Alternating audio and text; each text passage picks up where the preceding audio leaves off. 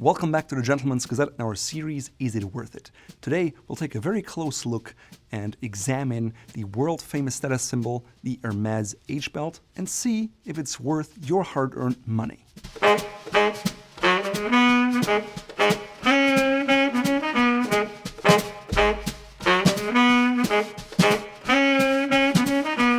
the world of luxury brands, Hermes is certainly one of those iconic ones that boots prices to match.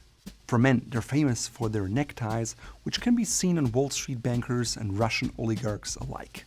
If you want to learn more about their ties and if they're worth it or not, please check out this video here. And to find out how to spot a fake, you may be interested in this video. While Hermes ties are known for their vibrant colors and printed patterns, the Hermes belt is an even bolder statement because of the big H buckle logo. It's an instantly recognizable product, and with retail prices of $800 and more, it has become a very popular status symbol. So if you Google the term Hermes belt, one of the first questions that pops up is an Hermes belt tacky? So in this video, we don't just look at the quality of materials and the workmanship, but also how it can be incorporated stylistically into an outfit, and we discuss if it's tacky or not. By the way, it's pronounced Hermes because of the accon and not Hermes or anything else. And if you're curious about how to pronounce other luxury brands, please check out this video here. Now, before we examine the belts, let's briefly talk about the Hermes history. Hermes was founded in 1837 by the German-born Thierry Hermes. At first, it was a maker of harnesses and brittles for the carriage trade. That also explains why Hermes has a carriage in their logo since 1950. Over the years, the company became well known for their saddles, and they even supplied the Russian Tsar with a riding saddle. In 1880, the family moved the Hermes shop to the world-famous 24 Rue de Faubourg Saint-Honoré in Paris. If you want to, you can visit the shop there today, and you may even find zippered jackets just like the ones they first introduced in the 1900s. In fact, they made a golf jacket for Edward, the Prince of Wales at the time, and it was a complete novelty. In the first half of the 20th century, Hermes added ready-to-wear clothing, accessories, watches, handbags, including the famous Kelly and Birkin bags to their lineup, and fragrances. Despite those line extensions, by 1970, Hermes' popularity was declining, and many attributed it to the fact that they still heavily relied on natural materials. The decline continued slowly until 1978, when fifth generation Jean-Louis Dumas took over as artistic director and chairman. Under his watch, the company focused heavily on leather goods as well as silk products. Ever since, Hermes hasn't just increased their sales, but they also cemented their brand as a leader in luxury, and today it's considered to be the 33rd most valuable brand in the world. In 2019, about 30% of their sales came from leather goods, among them the famous Hermes H belt. So is it worth it? Well, first of all, we have to look at the price. On their website, at a minimum, you have to spend $790 to get a belt, but you can easily spend up to several $1,000s depending on the leather you choose. Interestingly, you can only buy a buckle and a belt together, but when I purchased it online, the order confirmation broke out the buckle and the belts individually. The buckles were priced at $355. The belts, or straps as they call them, started at $425, and I got some others in $455. Even though that might seem a lot compared to the genuine crocodile strap for $4,900, they almost look cheap. For this video, we bought 3 classic Hermes H belts in different leather color combinations and in the sizes 95, 100, and 105, which stands for centimeters. And if you want to get the inches size, you just divide it by 2.54. Size-wise, I suggest you measure around your waist. And when I did that, I came up with different measurements because your body's flexible. And so I decided to get the size closest to it, one up and one down. And I'm glad I did, because the only belt that actually fits was the smallest one. If I hadn't done that, I probably would have ended up with a 100 centimeter belt, which would have been too big. Of course, if you're at the store, you can figure out the right sizing right then and there. One thing I really like about the Hermes straps is that it's a modular belt system. On the one end, you have the different buckles, and they work with different belts as long as you get the belts in one width. Here I bought a belt in a 32mm width, which is about 1¼ inches, but they also have 38mm, which is about 1½ inches. On top of that, the belts are reversible, meaning with 3 buckles and 3 reversible belts, I should be able to get 18 different combinations.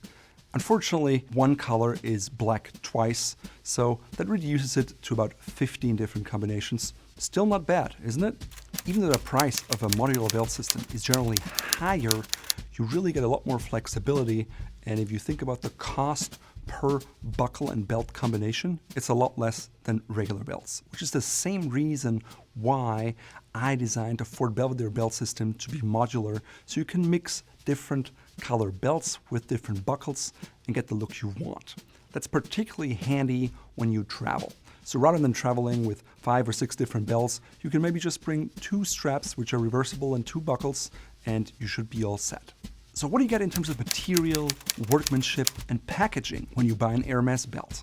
In terms of configurations, you have many possible options. There are lots of different belts in many different colors and leather textures, and you find all kinds of H-buckles in different colors such as gold and silver. You have on the one hand the Constance buckle, which has a serif just on the outside, or the classic H-buckle, which has a serif on the outside and inside of the vertical H strokes. In terms of metal, Hermes doesn't really share a lot of information on their website. Some listings say that it's perma brass, and to me it looks like a brass buckle that is then gold plated or platinum plated, which is exactly what we do at Fort Belvedere as well, because it's a great combination between a solid material that will age well, and depending on the thickness of the plating, it should last you for years to come.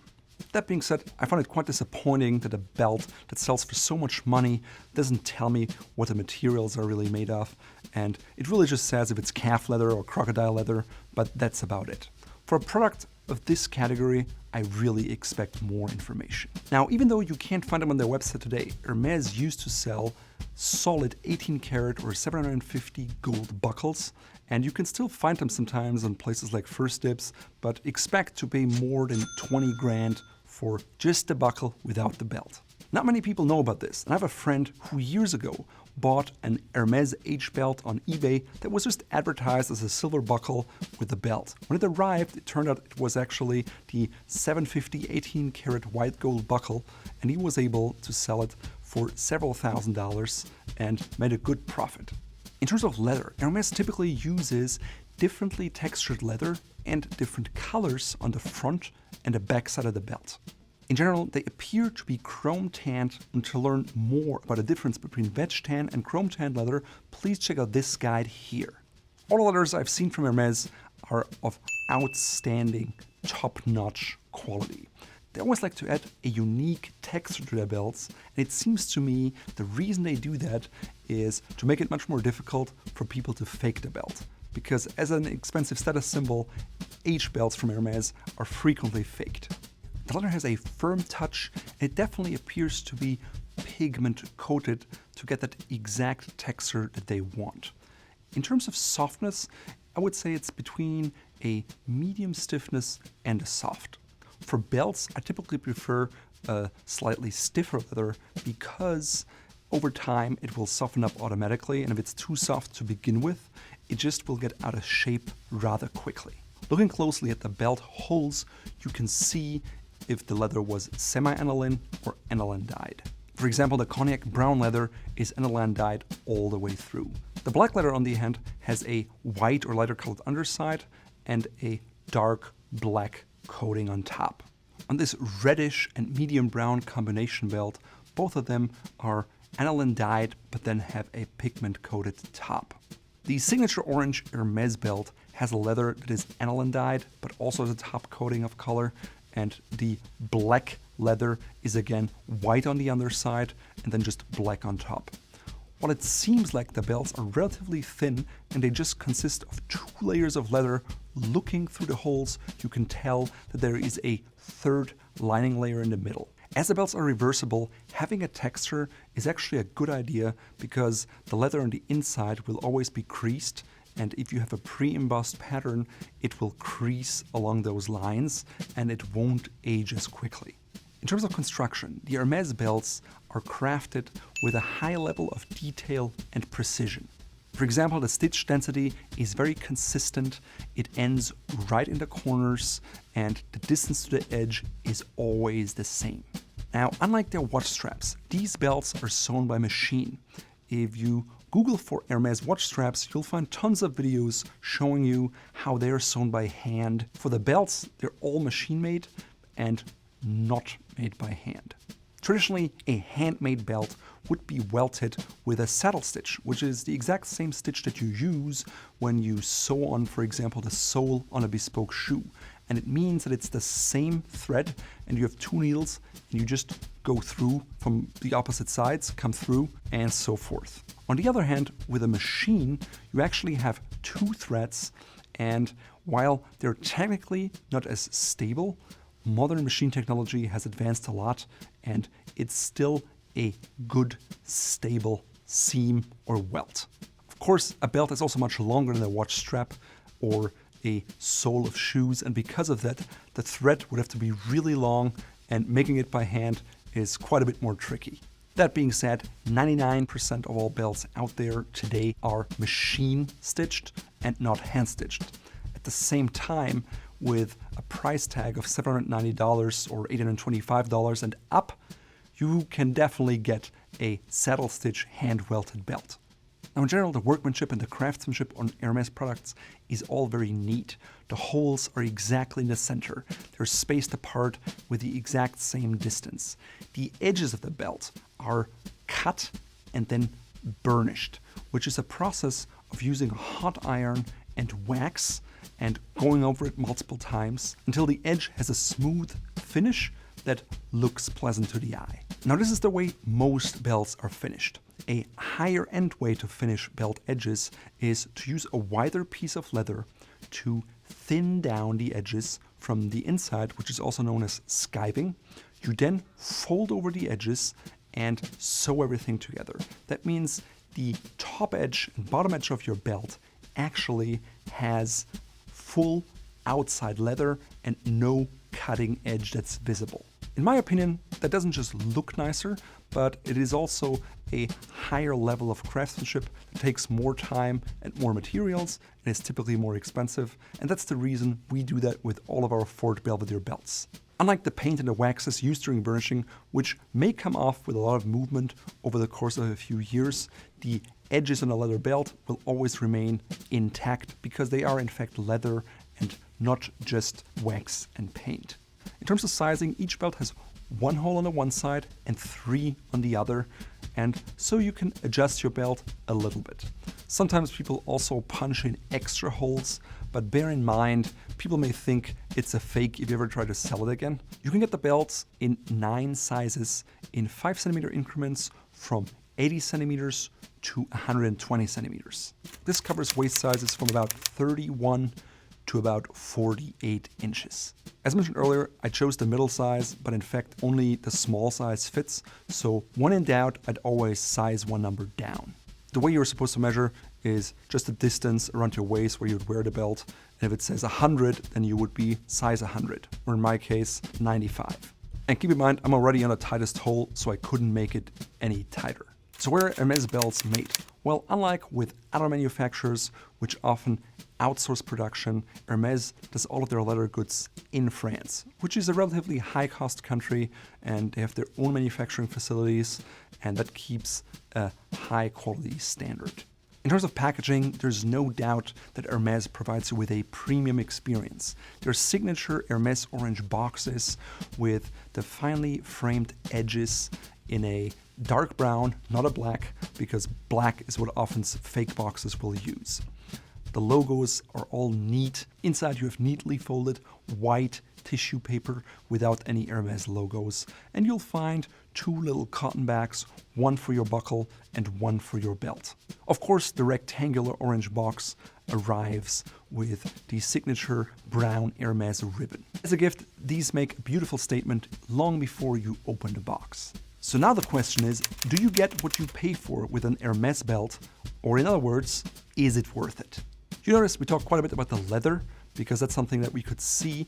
There isn't really any information on their website about the buckles. Like I said, I think they're brass and they're nicely made. There are no rough edges. They're beautifully polished. The version where you have the front with a kind of stainless steel brushed look also has polished edges. And the back of their buckles always have this kind of matte finish, which is very consistent and it just shows they have attention to detail. Now, if we compare just the pricing, Hermes is always a lot more expensive. For example, from Durée Paris, you can get a bespoke belt in crocodile for $1,400, which is hand-stitched. You can have folded edges, you can have anything you want. The same belt at Hermes costs $4,900. Of course, Durée is Durée and Hermes is Hermes, so if the status symbol is important to you, then a small manufacturer or a craftsman can't give you that. That being said, the custom belt is just a custom belt in one size. You may be able to make it reversible, but it doesn't have the whole system that Hermes offers you. So if we want to have more of an apples to apples comparison in terms of belt systems, maybe you look at one from Fort Belvedere. Or for example, there's also Mont Blanc. There you get high quality calf belts, you get high quality buckles that are exchangeable and sometimes reversible. The belts from Mont Blanc and Fort Belvedere are also stitched by machine. The Mont Blanc belts have a burnished edge with a cut edge, which is less expensive to produce. The Fort Belvedere belts have a folded edge, which is more expensive, but also more beautiful and more durable. Obviously, you don't get the famous H buckle with either the Mont Blanc or the Fort Belvedere belt system, but you get other classic buckles that are very attractive. I have no idea where Mont Blanc sources their leather, but it seems to be of high quality. At Fort Belvedere, we source our leather from the same tannery as Hermes does for their belts. The 3 calf leather belts I bought from Hermes cost $2,440, which is about $813.33 per belt. At Fort Belvedere, if you buy one belt and one buckle together, it costs $240. If you buy 3 of them, the price goes down to $210 per belt with a buckle. Now, that's obviously a huge price difference of 70%. If you take into consideration the volume discount, it's even a 75% discount for the Fort Belvedere system. Yes, even at Fort Belvedere, you get nice gift packaging, but obviously Fort Belvedere doesn't have the cachet of Hermes. At the Gentleman's Gazette and Fort Belvedere, we're all about high quality products and a high level of craftsmanship. We're not status symbols, we just make products for people who value good stuff. And if that's what you want, you'll get a phenomenal price. If you want a status symbol from a famous brand in a very signature recognizable packaging, then Hermes is definitely the way to go, but be prepared to pay a lot more money for that. That being said, do I think Hermes belts are overpriced? Yes, I do. At the same time, when you buy their stuff, you end up with a quality product and not just garbage like with other brands. On that note, please check out our Is It Worth It Louis Vuitton duffel bag video here. If you look at it more from a numbers perspective, for $800, you can get a beautiful custom belt made with all the bells and whistles and high quality, but it's not a modular system. If you want to remain at roughly the same level of quality in terms of leather and workmanship and have the flexibility of a modular belt system, then rationally going with a Fort Belvedere system is going to be a lot less expensive. Even a Mont Blanc system will be less expensive, even though it's a more recognizable brand. But then, of course, some people just enjoy wearing quality products and they don't want to advertise a different brand. Which is why for Belvedere, we don't have logos and visible positions on our belts, because that would be tacky. Which brings us to the next point. How do Hermes H buckles make you look? Well, first of all, they're quite noticeable, they're flashy and they're reflective, and they actually draw the other person's look down towards your crotch area and away from your face. Now, if you're anything like me, there are plenty of good reasons why you want to look down into my crotch area. Just kidding. You really always want people to look into your eyes and not down there. By the way, that's also the reason you shouldn't wear ties that are too long, because they have that same effect. Also, when you wear a bold colored belt with an H buckle from Hermes, you signal to others that you want to make a bold statement that you are rich and that you can afford to buy this thing. Which is the definition of a status symbol. The problem is it literally and figuratively makes you the center of attention in a kind of show-off way. So even if you assemble an otherwise perfectly elegant or dapper-looking outfit, the belt will overshadow anything and it will just say, I'm rich, I can afford this, I have the Hermes status, I'm a VIP. Or at least, that's what I think about myself. Most other people will probably look at you just like a douchebag or a show-off. To me personally, it doesn't just feel like a great waste of style. I'd rather want to be recognized for my sense of style or my humor or the way I look rather than the fact that I can afford expensive items, and even though I could find other items of the same quality for a lot less. Now let's say you're still in the market for an Hermes age belt, consider counterfeiting. It's technically not that difficult to fake a belt and the buckle, even though Hermes does a very good job and paying great attention to detail. From afar, a fake $40 Hermes belt looks pretty much like the original, so maybe some people may think of you as someone who just wears fakes and try to impress them. Because of the high risk of fake products on the market, we'd recommend you only buy it from an authorized Hermes dealer, or maybe a dealer who specializes in those kind of products, has a reputation to lose if they sell you something fake. Also keep in mind that the belts and the buckle are separate, so you can get an authentic buckle with a faked strap or vice versa. Now that being said, how can you spot a fake Hermes belt? Well, first of all, it's always made out of two different leathers, either with a color or the texture on the front side and the back side, and it is lined with a third one, which again you can see by looking at the holes. 2. Those leather pieces are neatly stitched together by machines. The stitches end in the corner, the stitch density is the same, and it doesn't vary between the edges. They may have tone-in-tone stitching on either side, or tone-in-tone on one and contrast on the other.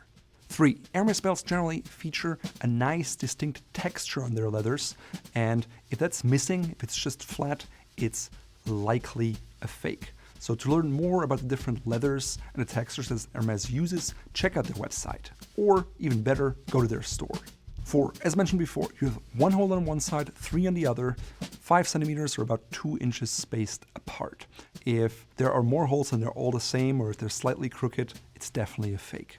While fake buckles may look exactly like the original, if you turn it around and you look at the texture in the back, all Hermes buckles have this kind of almost like a powder-coated, very smooth, matte finish. It's not brushed like a stainless steel, but uniform and consistent. On the backside of the buckle, you will find one loop and one pin that goes through both holes of the belt. On the top strut of the buckle in the past, you'd find a little Hermes imprint or embossing, and sometimes a little symbol next to it.